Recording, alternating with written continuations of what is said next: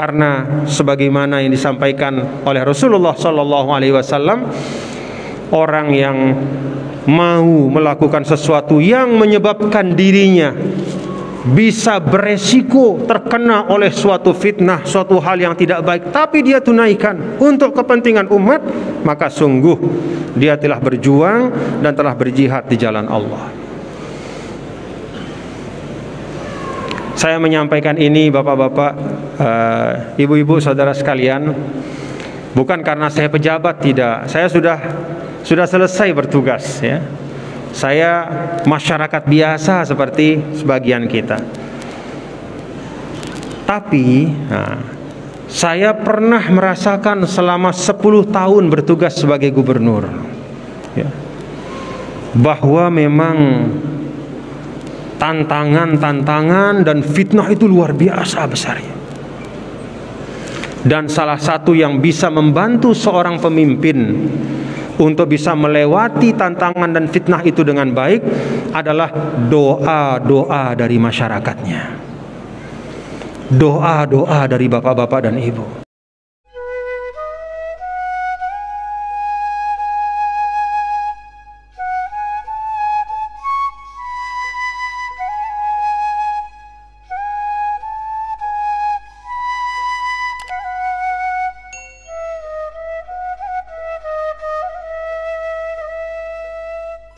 Bapak-bapak, ibu, saudara sekalian, ya, seorang muslim yang mau untuk melakukan sesuatu yang beresiko terhadap dirinya, ya, bisa jadi beresiko terhadap kehormatannya, karena ketika melakukan sesuatu itu dia bisa jadi difitnah, tapi dia tetap lakukan karena untuk kepentingan umat, untuk kepentingan masyarakat banyak. Dalam sebuah riwayat Rasulullah SAW menyebut bahwa orang seperti itu pahalanya lebih besar dibanding orang yang hanya memikirkan dirinya sendiri. Karena itu kalau di depan bapak-bapak, ya, ini ada pemimpin-pemimpin kita, doakan saja bapak-bapak, ibu. Pemimpin-pemimpin kita ini adalah orang-orang yang tahu bahwa jabatannya itu punya resiko, tapi tetap dia laksanakan, ya, karena memang agama memerintahkan kita seperti itu, menunaikan amanah dengan baik. Maka ketika ada resiko-resiko dan tantangan itu, tapi tetap dihadapi dengan baik, ya, dengan tidak meninggalkan tuntunan-tuntunan agama, maka sesungguhnya orang itu telah melakukan suatu jihad dan perjuangan yang besar untuk umat. Saya ingin mengajak kita semua, bapak-bapak, ibu, saudara sekalian, untuk melihat orang-orang di sekitar kita yang melaksanakan amanah-amanah, entah itu amanah sebagai pendidik atau guru, atau amanah sebagai birokrat, pegawai ASN misalnya, atau amanah sebagai tentara, TNI, amanah sebagai penjaga keamanan negara, Polri, dan amanah-amanah yang lain.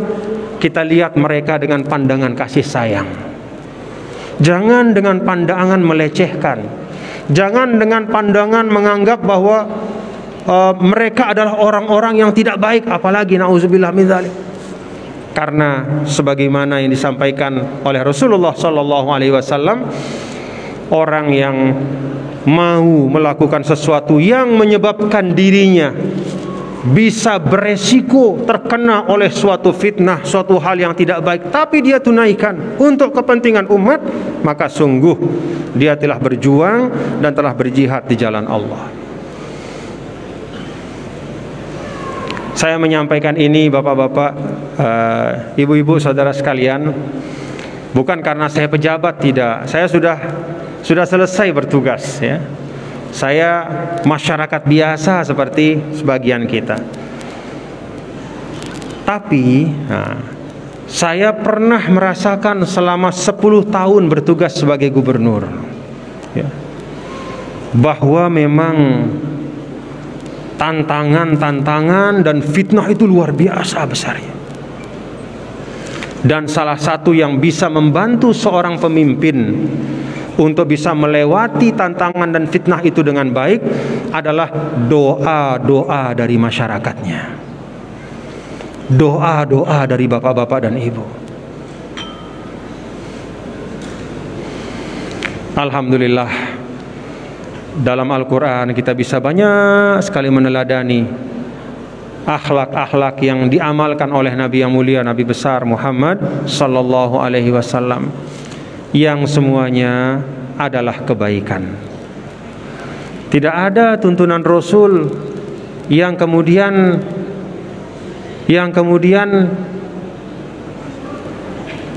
ternyata membawa kerugian bagi manusia, tidak ada.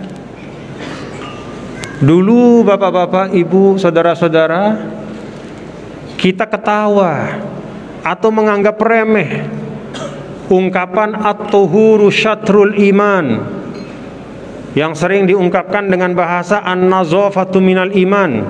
Walaupun hadis yang sahihnya itu at-tuhuru syatrul iman, kesucian itu sebagian dari iman. Kita anggap biasa saja. Kita pikir konteksnya hanya kalau kita sekedar berwudu saja. At-tuhuru syatrul iman itu kaitannya dengan kita berwudu, ingin sholat maka harus berwudu dengan baik. Kita anggap remeh. Ternyata sekarang terbukti ya, bahwa pola hidup yang sehat, cuci tangan dengan baik, menjaga kebersihan, itu menjadi sebaik-baik ikhtiar yang melindungi kita dari penyakit. Jadi setelah 1000-an tahun ya, perkembangan teknologi ternyata kembali kepada apa yang Rasul sampaikan, bahwa kebersihan diri itu adalah pangkal dari keselamatan kita ya. Dan banyak lagi hadis-hadis Rasulullah sallallahu alaihi wasallam yang semakin lama semakin nyata kebenarannya. Karena itu bapak-bapak, ibu, hadirin dan hadirat sekalian, saya mengajak kita semua, mari kita mempelajari Al-Quran sebagai bagian dari menghidupkan gambaran Rasulullah sallallahu alaihi wasallam dalam kehidupan kita. Insya Allah, kalau ini kita lakukan, anak-anak kita didik untuk mencintai Al-Quran, itu artinya kita mendidik dia untuk dekat kepada Rasulullah sallallahu alaihi wasallam. Dan tidak usah atau tidak perlu yang sulit-sulit Bapak Ibu ya, di dalam kita mengamalkan atau meneladani Rasulullah sallallahu alaihi wasallam, karena Nabi memang tidak pernah ingin menyulitkan umatnya. Jangankan umatnya, musuhnya pun tidak mau dipersulit sama Nabi. Coba kita lihat pada saat Fathu Makkah, ketika semua orang dikumpulkan, orang-orang yang dulu menjahati Nabi, yang luar biasa kejam bengisnya kepada Nabi, Nabi sederhana saja, izhabu fa antumut tulaqa. Bapak-bapak, ibu-ibu, hari ini saya maafkan ya, pulang ke rumah. Tidak ada nama balas dendam hari ini. Itu kepada musuh, kepada orang yang berbeda. Dulu dikisahkan ada delegasi orang-orang Kristen datang ke Madinah dari Najran. Ketika datang ke Madinah itu, mereka sampai di Madinah, tiba-tiba asar pada hari itu mereka harus beribadah. Mereka harus beribadah. Maka kemudian mereka mulai ibadahnya di Masjid Nabi. Sahabat kaget. Ada yang mau melarang, Nabi ingatkan, saya biarkan. Lalu diberikanlah ruang oleh Rasul, mereka melaksanakan ibadah mereka di Masjid Nabi besar Muhammad sallallahu alaihi wasallam di Madinah. Itu ada di Sahih Bukhari, hadisnya sahih. Artinya apa? Nabi tidak pernah menyulitkan siapapun, musuh-musuhnya, orang yang berbeda dengan beliau, apalagi kepada kita umatnya. Karena itu hidayah dari Nabi sallallahu alaihi wasallam itu semua mengandung kemudahan dan kelapangan. Dulu dikisahkan pada saat beliau sampai di Madinah itu 6 bulan beliau keliling dari gang ke gang. Madinah itu kan semacam desa ya. Rumahnya itu ada gang-gangnya, ada kelompok-kelompoknya. Nabi jalan sebelum subuh dari rumah ke rumah menyampaikan 4 hal. Apa yang beliau sampaikan? Afsyus salam, at'imut ta'am, wasilul arham, wasallu bil lail wan nasu niyam. Bapak-bapak, ibu-ibu, Afsyus salam, ucapkanlah salam sebanyak-banyaknya, tebarkan kedamaian, jangan menebarkan permusuhan. Yang kedua, wa at'imut ta'am, siapa yang punya kelebihan rezeki, berbagilah kepada tetangga dan sahabat. Lalu yang ketiga, wasilul arham, sambung silaturahim. Lalu yang keempat, kalau sehat, kalau mampu, malam-malam bangunlah untuk sholat malam pada saat orang lain sedang tidur. Itu 6 bulan Nabi hanya menyampaikan itu keliling dari jalan ke jalan di gang di kota Madinah untuk membangun akhlak yang baik. Jadi Islam itu bukan sesuatu yang rumit. Islam itu bukan sesuatu yang sulit. Islam itu sangat mudah kita amalkan apabila ada kerendahan hati dan keikhlasan kita untuk mengamalkan. Afsyus salam, at'imut ta'am, wasilul arham, wassallu bil lail wan nasu niyam. Nah, dengan hadis Rasulullah SAW ini saya tutup penyampaian saya dengan harapan mari kita amalkan, ya.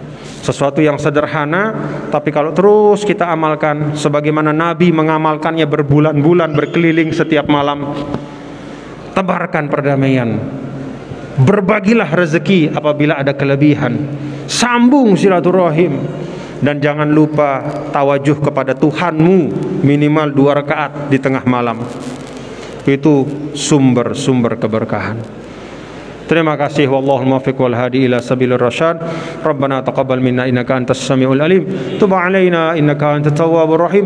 Rabbana atina min ladunka rahmah wa hayyi' lana min amrina rasyada.